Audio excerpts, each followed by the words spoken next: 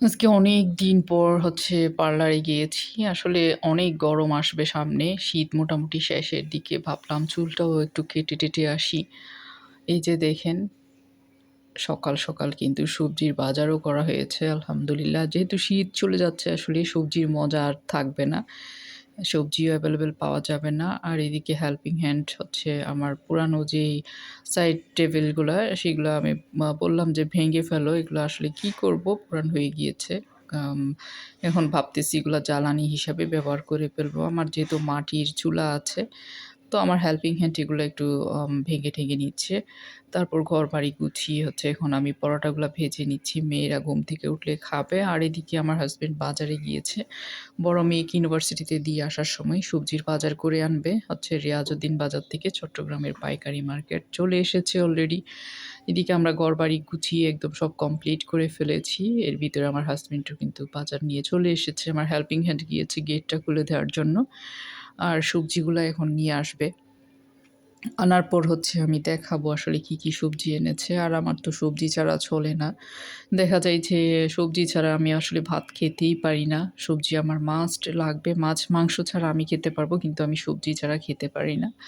আমার আব্বাও এরকম ছিল আসলে সবজি ছাড়া ভাত খেতে পারতেন না। উনি মাছ, মাংসের প্রতি খুব একটা আগ্রহী ছিলেন না আরকি। সবজিই বেশি খেতেন। যাই হোক, এই যে হেল্পিং হ্যান্ড চলে এসেছে অলরেডি বাসায়।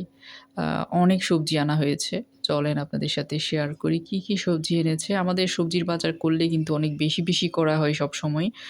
আ আমার ভিডিও যারা দেখেন তারা তো জানেনই সবসময় আমার আম সবজির বাজার হোক, মাছ-মাংসের বাজার হোক, যখনই যেটা আনবে অনেক বেশি করে নিয়ে আসে আমার হাসব্যান্ড।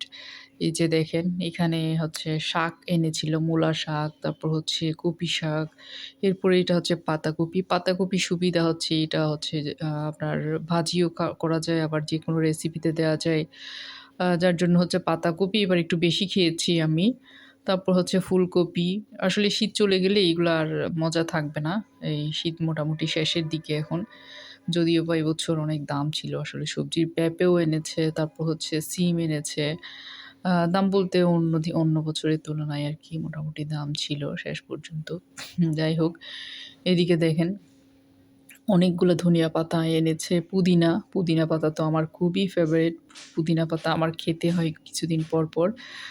পুদিনা পাতার জুস খাওয়া হয়। শরীরের জন্য খুবই ভালো আসলে। তারপর এদিকে গাজর তো দেখতে পাচ্ছেন, গাজরও এনেছে। তারপর বেগুন এনেছে। বেগুন আমার খুব পছন্দের। আর রমজান আসতেছে, বেগুনই প্রতিদিন চলবে। তারপর লেবু এনেছে, কাঁচামরিচ এনেছে। লেবু বলেছিলাম নিয়ে আসতে কিছু, কারণ সামনে তো লাগবে রোজার সময় একটু জুস-টুস খাওয়ার জন্য। তারপর এখানে ব্রোকলি এনেছে। এরপরে আ আরো অনেক কিছু এনেছে, এগুলো আমি খুলে আপনাদেরকে দেখাবো। আহ আ আমার সবথেকে মজার একটা খাবার ওই যে আ সেটা সালাদের জন্য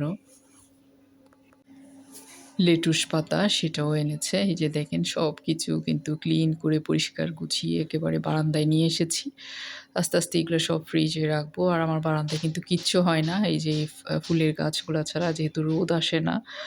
আমি দেখিয়ে দিচ্ছিলাম আরকি। তারপর এদিকে দেখেন অনেক সবজি সব এখানে রেখেছি আপাতত। এই স্ট্যান্ডের মধ্যেও কিন্তু সব সবজি। আলহামদুলিল্লাহ। এই যে এইটা দিয়ে কিন্তু আজকে আমি সালাদ করব। লেটুস পাতা আরো বেশ কিছু দিয়ে সালাদ করব। আসলে সালাদটা অনেক বেশি মজার হয়। আ লেটুস পাতা যদি থাকে তো কথাই নেই। দেখেন কতগুলা সবজি নিয়ে এসেছে একসাথে। এরকমই সবসময় আনা হয় আসলে। আলহামদুলিল্লাহ সবকিছু গুছিয়ে একেবারে পরিষ্কার করে বারান্দায় রেখেছি। আস্তে, আস্তে যেগুলা যেখানে রাখার সেখানে রাখবো আরকি। যেহেতু গরম আসতেছে বারান্দায় তো থাকবে না বেশি। আর এদিকে কালকে রাত্রেও আমরা পার্লারে গিয়েছিলাম। আমার মেয়ে অবশ্য আমার মেজো মেয়ে একটু চুল কাটতে চেয়েছিল আরকি। যেহেতু গরমের দিন আসছে, অনেকদিন পর, পর আসলে ওরা চুল খুব একটা কাটে না। এখন যেহেতু অনেক একটা পাতলা হয়ে গিয়েছে আর শেপটাও নষ্ট হয়ে গিয়েছে। ভাবলাম যে কেটে দিয়ে আসি। আ তারপর যে পার্লারে এসেছি রাত্রে, কালকে গিয়েছিলাম তখন অনেক বেশি গ্যাদারিং ছিল আরকি। ব্রাইডাল ছিল অনেকগুলা। যার জন্য পারে নাই। তাই আজকে দুপুরে গিয়েছি আমরা। আমার মেয়েকে নিয়ে ভাবলাম যে কেটে দিয়ে আসি। এই যে উনার হাতে আমরা সবসময় চুলটা কাটাই আরকি।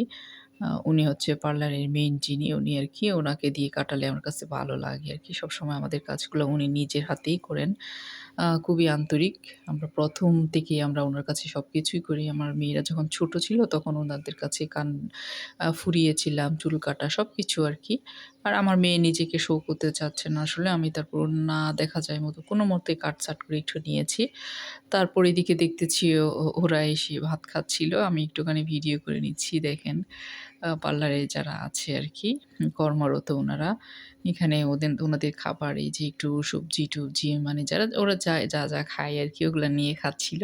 আমি বলছিলাম আরকি ভিডিও করব নাকি? উনারা বলেছেন, "হ্যাঁ, করেন।" হাসতেছে, অনেক মজাও করতেছে অবশ্যই। খুব হাসি মুখে কিন্তু ওরা আমাকে বলল যে, "হ্যাঁ, করেন।" আর এদিকে দেখেন চুল কাটা শেষ। একটু মাসাজ করে দিচ্ছে। খুবই আরাম আসলে মাসাজটা। আর বলতেছে, "দেখ এটা ভিডিও করেন।" উনি আমাকে বলতেছে। বলছি, "আমার মেয়েকে দেখা যাবে আসলে আমি আ ওর নিষেধ আছে।" তারপরেও আমি একটুখানি দেখালাম আরকি। যাই হোক আলহামদুলিল্লাহ কাজ-টাজ শেষ হয়ে গিয়েছে। আ উনি আসলে আন্তরিকভাবেই কাজগুলা করে দেয়। এদিকে দেখেন অনেকেই এসে গিয়েছে অলরেডি। আবারও নতুন করে সাজার জন্য একটা ব্রাইডালও এসেছে দেখলাম আজকে দুপুরেও। আর যাই হোক টাকাটা দিয়ে দিচ্ছি। ৳৫০০ দিয়েছি। উনি ৳৪০০ নিয়েছেন। লেয়ার করেছে আরকি। আ বললাম যে ৳৫০ কম রাখেন। আসলে ওই দিক দিয়ে সবাই ঠিক। হোস-হাস ঠিক আছে সবকিছু। এমনিতে আন্তরিকতা আছে।